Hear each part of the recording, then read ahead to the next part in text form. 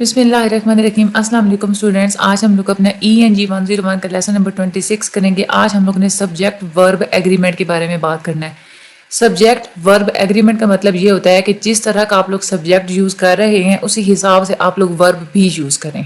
ठीक है, जैसे आपने देखा होगा ना कि अगर आई है सब्जेक्ट तो आपने उसके साथ वर्ब कौन सा यूज़ करना है, एम। ठीक है, तो ये होता है सब्जेक्ट वर्ब एग्रीमेंट।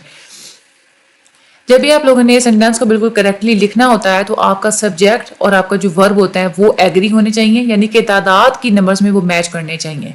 दूसरे लफ्जों में हम लोग ये कह सकते हैं कि सिंगुलर सब्जेक्ट अगर है तो आपने वर्ब भी कौन सा इस्तेमाल करना है, सिंगुलर ही इस्तेमाल करना है। और अगर प्लूरल सब्जेक्ट है तो आपने वर्ब कौन सा इस्तेमाल करना है, प्लूरल ही आपने इस्तेमाल करना है। ठीक है, अब यहाँ पे हम लोग कुछ आगे हम लोग देखेंगे।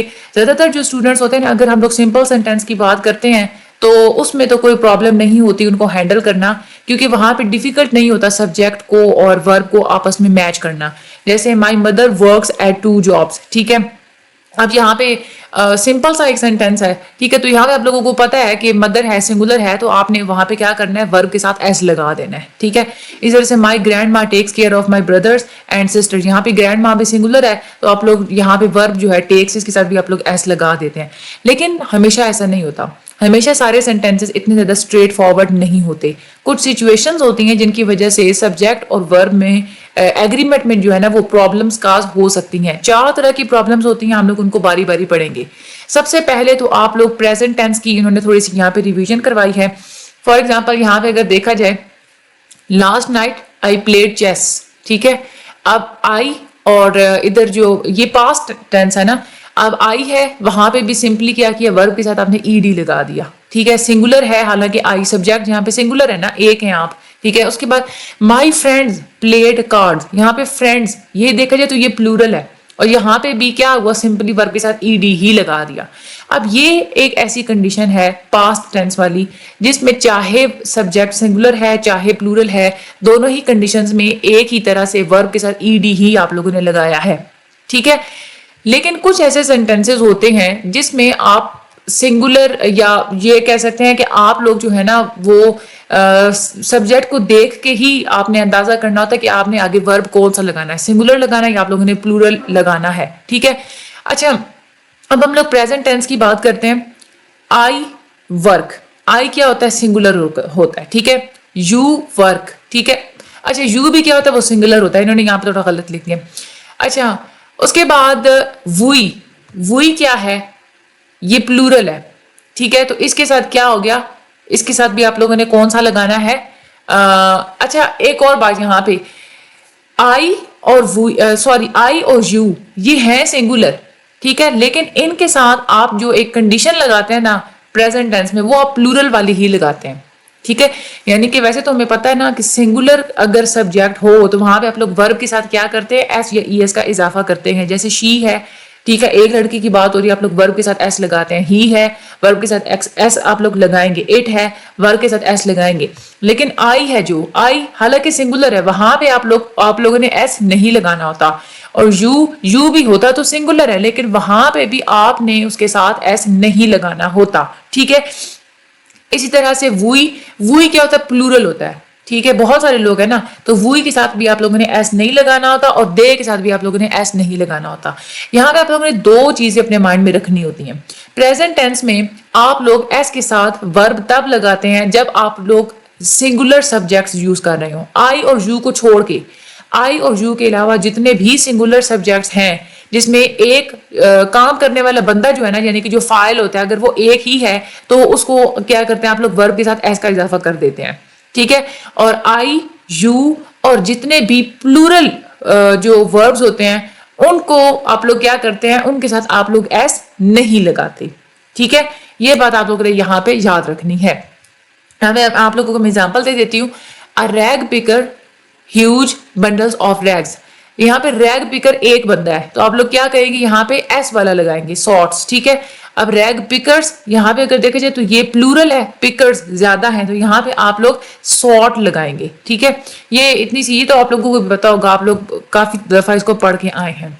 अच्छा यहाँ पे अब हम लोग बारी बारी पढ़ेंगे कि कौन सी ऐसी प्रॉब्लम्स होती है जिसकी वजह से सब्जेक्ट और वर्ब थोड़े डिस्टर्ब हो जाते हैं उनको उनका जो एग्रीमेंट है ना वो थोड़ा सा बिगड़ जाता है। सबसे पहली एक कंडीशन ये होती है कि कभी कभार ऐसे सेंटेंसेस होते हैं जिसमें सब्जेक्ट और वर्ब इन दोनों के दरमियान प्रीपोजिशनल फ्रेज आ जाता है। ठीक है, बहुत सारे तो वैसे हम लोग जो सेंटेंस लिखते हैं ना उसमें क्या होता है कि सब्जेक्ट और वर्ब दोनों इकट्ठे ही होते हैं, सब्जेक्ट के साथ ही बिल्कुल वर्ब लिखा हुआ होता है। ठीक है, और इसके बाद हम लोगों ने ये भी देखा है कि हमेशा वर्ब ज्यादातर जो होता है ना कि वर्ब सब्जेक्ट के बाद ही आता है। ठीक है, पहली तरह की प्रॉब्लम तब होती है जब सब्जेक्ट और वर्ब दोनों इकट्ठे नहीं होते बल्कि वो अलग अलग हो चुके होते हैं। और अलग अलग क्यों हो चुके होते हैं कि सब्जेक्ट के बाद आप कोई प्रीपोजिशनल फ्रेज लगा देते हैं। ठीक है, जैसे most shops on Mall Road are having sales this week. ठीक है, यहाँ पे अब शॉप्स क्या है, ये सब्जेक्ट है और इसमें वर्ब क्या है, आर हैविंग। अब ये यहाँ पे दोनों इकट्ठे नहीं है, इन दोनों के दरमियान आ गया है ऑन मॉल रोड। ठीक है, ऑन मॉल रोड क्या है, प्रीपोजिशनल फ्रेज है। प्रीपोजिशंस को तो आप लोगों को पता है ना, वो चीज जो वो अल्फाज जो आप लोगों को बताते हैं कि चीज ऊपर है, नीचे है, मतलब under, on, from, of, to, in, on, for, ये सारे क्या होते हैं, ये प्रीपोजिशंस होते हैं। ठीक है, तो जिस लफ्ज के शुरू में, जिस नाउन या जिस प्रोनाउन के शुरू में ये वाले प्रीपोजिशन आ जाते हैं उनको हम लोग प्रीपोजिशनल फ्रेज बोल देते हैं। ठीक है, अब यहाँ पे क्योंकि बताए हुए शॉप्स को डिस्क्राइब किया जा रहा है ना कि शॉप्स कहाँ पे मौजूद है, मॉल रोड पे मौजूद है। ठीक है, तो ये ऑन मॉल रोड क्या है, यहाँ पे प्रीपोजिशनल फ्रेज है। यहाँ पे अगर देखा जाए तो सब्जेक्ट क्या है शॉप्स और आर हैविंग क्या है वर्ब, इन दोनों के दरमियान आ गया है प्रीपोजिशनल फ्रेज। अब यहाँ पे भी आप लोगों ने इस बात का ध्यान रखना होता है कि चाहे दरमियान में प्रीपोजिशनल फ्रेज आया फिर भी आप लोगों ने वर्ब और सब्जेक्ट को एक जैसा ही लिखना होता है। जैसे अब शॉप्स क्या है, ये प्लूरल है, तो आप लोगों ने इसके लिए जो वर्ब इस्तेमाल की वो भी आप लोगों ने प्लूरल इस्तेमाल करना, यानी कि आर लगाना है। ठीक है, अच्छा सेंटेंस और जो सेंटेंस का जो सब्जेक्ट होता है ना वो कभी भी खुद प्रीपोजिशनल फ्रेज का हिस्सा नहीं होता। यहाँ पे अब बच्चे इस तरह की गलती कर सकते हैं, शॉप्स एंड मॉल रोड, अब वो देखेंगे कि मॉल रोड जो है ना ये इज है, वो समझेंगे कि मॉल रोड खुद जो है ना इस सब्जेक्ट का हिस्सा है, हालांकि ऐसा नहीं होता। मॉल रोड सब्जेक्ट का हिस्सा है ही नहीं, प्रीपोजिशनल फ्रेज कोई भी हो वो सब्जेक्ट का हिस्सा नहीं होती। आपने सिर्फ सब्जेक्ट को देखना होता है, आपने प्रीपोजिशनल फ्रेज को नहीं देखना होता। अगर आप लोग प्रीपोजिशनल फ्रेज को देखेंगे तो मॉल रोड क्या है, वो सिंगुलर है, उसके हिसाब से तो यहाँ पे इज लगता है, तो आपका सेंटेंस गलत हो जाएगा। आपने सब्जेक्ट को देखना है, प्रीपोजिशनल फ्रेज को नहीं देखना। ये बता दो, मुझे याद रखने की prepositional phrase is never the part of the subject of the sentence. अच्छा, आगे हम लोग चलते हैं, यहाँ पे कुछ प्रैक्टिसेस दी हुई, यहाँ पे आप लोग अपना टाइम नहीं वेस्ट करेंगे। अच्छा, एक तो ये हम लोगों ने देखा कि ये प्रॉब्लम होती है कि वर्ब और सब्जेक्ट के दरमियान में कभी प्रीपोजिशनल फ्रेज आ जाता है जिसकी वजह से प्रॉब्लम होती है। दूसरी प्रॉब्लम कभी कभार ऐसे होती है, वैसे तो आप ज्यादातर तो देखें ना इंग्लिश में ज्यादातर मोस्टली सेंटेंसेस वही होते हैं कि हमेशा पहले सब्जेक्ट आता है और वर्ब उसको फॉलो करता है, यानी कि सब्जेक्ट के बाद वर्ब आता है। ठीक है, लेकिन प्रॉब्लम कभी कभार ऐसी हो जाती है कि कुछ ऐसे सेंटेंसेस होते हैं जहां पे वर्ब सब्जेक्ट से भी पहले आ जाता है। ठीक है, अब वो कौन से सेंटेंसेस, ज्यादातर जो क्वेश्चंस होते हैं ना, क्वेश्चंस वाले सेंटेंसेस होते हैं उसमें ज्यादातर ऐसे होता है कि वर्ब सब्जेक्ट से पहले आ जाता है।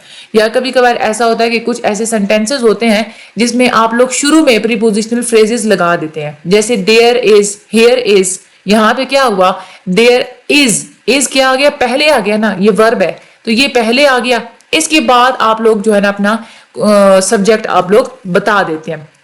यानी कि फॉर एग्जाम्पल हेयर इज सारा। ठीक है, यहाँ पे सब्जेक्ट देखा जाए सारा तो वो बाद में है, आर क्या आ गया, वो पहले आ गया। तो ये जो कंडीशन होती है ना, चाहे वर्ब पहले आए और सब्जेक्ट बाद में आए, इसमें भी आपका सब्जेक्ट और वर्ब आपस में एग्री होने चाहिए। अगर आप लोग जो वर्ब है सिंगुलर है, आप लोग सॉरी अगर आप लोगों का सब्जेक्ट सिंगुलर है तो भी आप लोगों ने वर्ब सिंगुलर ही यूज करना है। अगर आप लोगों का सब्जेक्ट प्लूरल है तो आप लोगों ने वर्ब को प्लूरल ही यूज करना है। ठीक है, उसके बाद आगे हम लोग चलते हैं। एक और जो प्रॉब्लम होती है, तीसरी प्रॉब्लम जिसकी वजह से सब्जेक्ट वर्ब एग्रीमेंट में डिस्टर्बेंस हो जाती है, वो होती है इनडेफिनेट प्रोनाउन सब्जेक्ट। ये तीसरी सिचुएशन होती है। इनडेफिनेट प्रोनाउन सब्जेक्ट का क्या मतलब होता है कि ये वो प्रोनाउंस होते हैं जो कि किसी एक स्पेसिफिक बंदे या किसी एक स्पेसिफिक चीज के बारे में इशारा नहीं कर रहे होते। ठीक है, वो वाले प्रोनाउंस जैसे ईच, हर कोई, इसमें आप किसी एक स्पेसिफिक बंदे के बारे में या किसी एक स्पेसिफिक चीज के बारे में बात नहीं कर रहे। एनीबॉडी, यहाँ पे भी देखे जाए जनरल किसी भी चीज के बारे में बात हो रही है, किसी स्पेसिफिक चीज के बारे में बात नहीं हो रही। इस तरह से everything, anything, something, nothing, one body, no one, some one, every one, any one, each, either, neither, one, ये वाले जो सारे लफ्ज होते हैं ना, इनको हम लोग इंडेफिनेट प्रोनाउन सब्जेक्ट बोलते हैं। ये लफ्ज आप लोगों ने अच्छे तरीके से अपने माइंड में रखने हैं। अच्छा, ये होता क्या है कि ये वाले जितने भी प्रोनाउंस होते हैं ना, ये जहां पे भी आ जाए वहां पे आपने सिंगुलर वर्ब यूज करना होता है, क्योंकि ये सारे लफ्ज सिंगुलर हैं। ईच, ईच क्या है? हर एक, एक की बात, मतलब देखा जाए तो सिंगुलर बात हो रही है, तो आपने वर्ब क्या लगाना है? सिंगुलर लगाना है। सम बॉडी, ये भी किसी एक बंदे के बारे में बात हो रही है, ठीक है, वहां पे भी आप लोगों ने सिंगुलर लगाना है। एवरी बॉडी, हर कोई, ये भी एक तरीके से सिंगुलर। ये आप लोगों ने बात याद रखनी है कि जो इनडेफिनेट प्रोनाउन होते हैं ना, ये हमेशा सिंगुलर ही होते हैं और इनके साथ आपने हमेशा वर्ब सिंगुलर ही लगाना होता है, ठीक है। यहाँ पे हम लोग एक एग्जांपल देख लेते हैं। No one of these correspondence courses is still open, ठीक है, sorry, one of these correspondence courses is still open. यहाँ पे वन ऑफ दोज है ना, वन क्या है हमारे पास? सिंगुलर है, तो इसके लिए आप लोग क्या लगाएंगे? इज लगाएंगे, ठीक है। Neither of my parents is alive, यहाँ पे अगर देखा जाए जो बच्चे होंगे जिनको इस रूल का नहीं पता होगा, वो नाइदर को छोड़ देंगे, वो कहेंगे पेरेंट्स लिखा हुआ तो यहाँ पे आर आएगा, आर यहाँ पे नहीं लगाना। पेरेंट्स बेशक प्लूरल है, लेकिन आपने इनडेफिनेट प्रोनाउन को देखें, यहाँ पे क्या लग गया? नाइदर। नाइदर हमेशा सिंगुलर होता है, ठीक है, तो इस वजह से आप लोग इज लगाएंगे यहाँ पे, ठीक है। इस तरह से somebody was opening my letter, somebody भी सिंगुलर होता है और इसके साथ आप लोग वाज लगाएंगे, सिंगुलर वर्ब लगाएंगे, ठीक है। तो इनडेफिनेट प्रोनाउन आप लोगों के माइंड में होंगे तो आप लोग इजीली इसको आइडेंटिफाई कर सकेंगे। उसके बाद आगे हम लोग चलते हैं। एक और जो प्रॉब्लम होती है मेनली ज्यादातर सब्जेक्ट वर्ब एग्रीमेंट में, वो होती है कंपाउंड सब्जेक्ट्स की वजह। कंपाउंड सब्जेक्ट्स का क्या मतलब होता है? यानी कि किसी सेंटेंस में दो या दो से ज्यादा सब्जेक्ट पाए जाते हैं। ज्यादातर होता क्या है कि दो या दो से ज्यादा अगर सब्जेक्ट पाए जाएं तो उनको एंड के थ्रू ज्वाइन कर दिया जाता है, ठीक है। यानी कि दो सब्जेक्ट हैं, फॉर एग्जांपल दो लोग हैं, ठीक है, और उनके दरमियान में एंड लग गया, तो आपने वहां पे कौन सा वर्ब इस्तेमाल करना है? आपने वहां पे प्लूरल वर्ब इस्तेमाल करना है। जैसे for example petrol and car repairs, और पेट्रोल और कार रिपेयर्स, इनके साथ आप लोग आर लगाएंगे, दो चीजों के बारे में बात हो रही है। इसी तरह से वीसीआर और कैमरास, ये भी यहाँ पे भी दो चीजों के बारे में बात हो रही है, यहाँ पे भी आप लोग वर्ब लगाएंगे जो कि प्लूरल वर्ब है, ठीक है। तो ये आप लोगों ने देखना होता है कि कंपाउंड सब्जेक्ट्स में अगर दो सब्जेक्ट हैं, ठीक है, और उनके दरमियान एंड पाया जाता है, तो फिर आप लोगों ने क्या करना है? वहां पे क्या इस्तेमाल करना है? प्लूरल वर्ब इस्तेमाल करना है। लेकिन अगर दो सब्जेक्ट्स हों और उनके दरमियान एंड ना हो बल्कि और हो, तो फिर आप लोग क्या करेंगे? जब भी जो सब्जेक्ट्स अगर कंपाउंड सब्जेक्ट्स हैं जो कि और के थ्रू जुड़े हुए, यानी कि उनके दरमियान और पाया जाता है या नॉर पाया जाता है, या आइदर और वाली कंडीशन है, नाइदर नॉर वाली कंडीशन है, या नॉट ओनली बट ऑल्सो वाली कंडीशन है, तो उसमें आपने वर्ब इस्तेमाल करना है कि जब आप वर्ब जहां आप लोगों ने लिखना है ना, उसके करीब कौन सा सब्जेक्ट है। फॉर एग्जाम्पल आइदर और वाली हम लोग कंडीशन देखते हैं, आइदर ग्रेप्स और मैंगो आइसक्रीम। अब यहाँ पे आइसक्रीम को आपने देखना है, ठीक है, आइसक्रीम क्या है? सिंगुलर है, यहाँ पे आप लोग इज लगा देंगे। लेकिन आइसक्रीम को अगर आप लोग शुरू पे ले जाते हैं, ग्रेप्स को बाद में ले आते हैं, तो फिर आप लोगों ने क्या करना है? आइदर आइसक्रीम और ग्रेप्स। अब ग्रेप्स क्या है? प्लूरल है, तो यहाँ पे आपने ग्रेप के साथ आर लगाना है, ठीक है। अब यहाँ पे आप लोगों ने ये बात याद रखनी है, ऊपर जो आप लोगों ने पढ़ा था ना, वो दो सब्जेक्ट थे जिनके दरमियान एंड था। जब एंड होगा तो फिर आप लोगों ने प्लूरल वर्ब लगाना है, लेकिन जब और, नॉर, आइदर और, नाइदर नॉर होगा, फिर आपने देखना है कि दूसरे नंबर पे आखिर पे जो सब्जेक्ट है वो कौन सा है।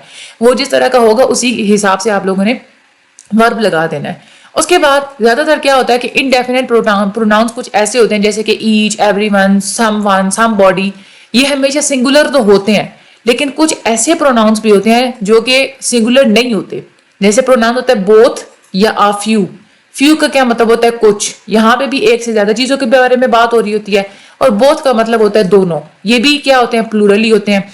तो बोथ और फ्यू, ये जहां पे जिस सेंटेंस में आए वहां पे भी आप लोगों ने प्लूरल वर्ब्स इस्तेमाल करने होते हैं, क्योंकि बोथ और फ्यू ये दोनों क्या होते हैं? ये प्लूरल होते हैं, ठीक है। बोथ ऑफ माई आंट्स इसके साथ आप लोग अब प्लेज नहीं लगा सकते, प्लेज सिंगुलर के साथ लगते हैं, यहाँ पे आप लोग प्ले लगाएंगे। Both of my aunts play the sitar and sing professionally, ठीक है। उसके बाद a few of my cousins are, ठीक है, अ फ्यू आ गया, ठीक है, तो वो फ्यू जहां पे होता है वहां पे आप लोग ने क्या करना है, आर लगा देना है।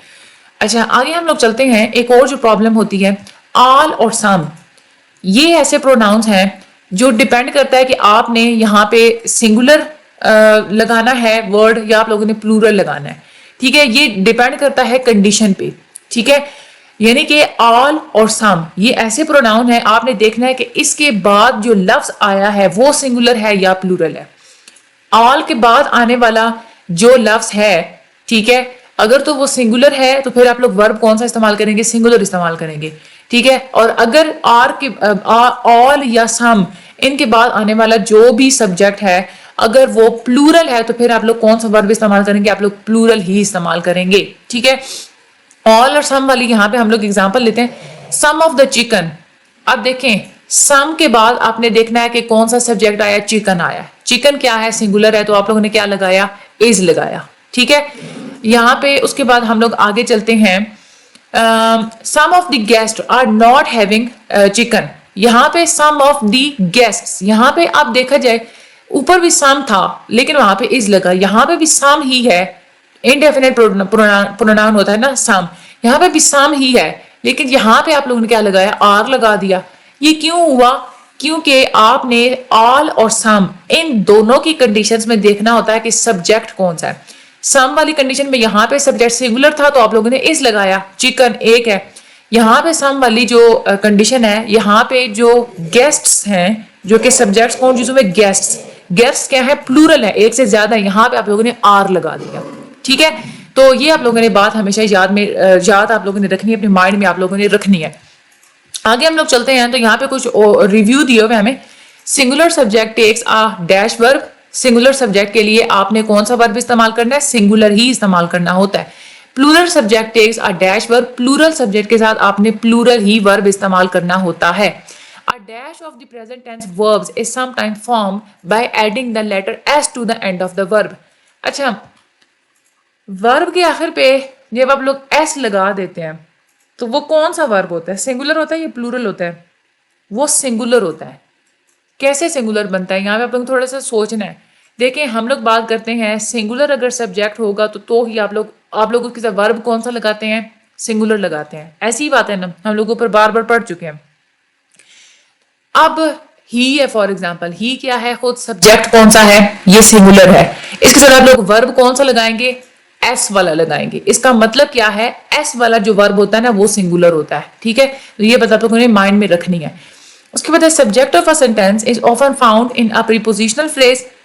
नहीं, ये फॉल्स है। हम लोग ऊपर पढ़ चुके हैं कि प्रीपोजिशनल फ्रेज के अंदर कभी भी सेंटेंस का सब्जेक्ट नहीं पाया जाता। आप लोगों ने प्रीपोजिशनल फ्रेज को एक साइड पे रख के सिर्फ सब्जेक्ट के ऊपर आप लोगों ने फोकस करना होता है, उसके मुताबिक आप लोगों ने वर्ब लगाना होता है।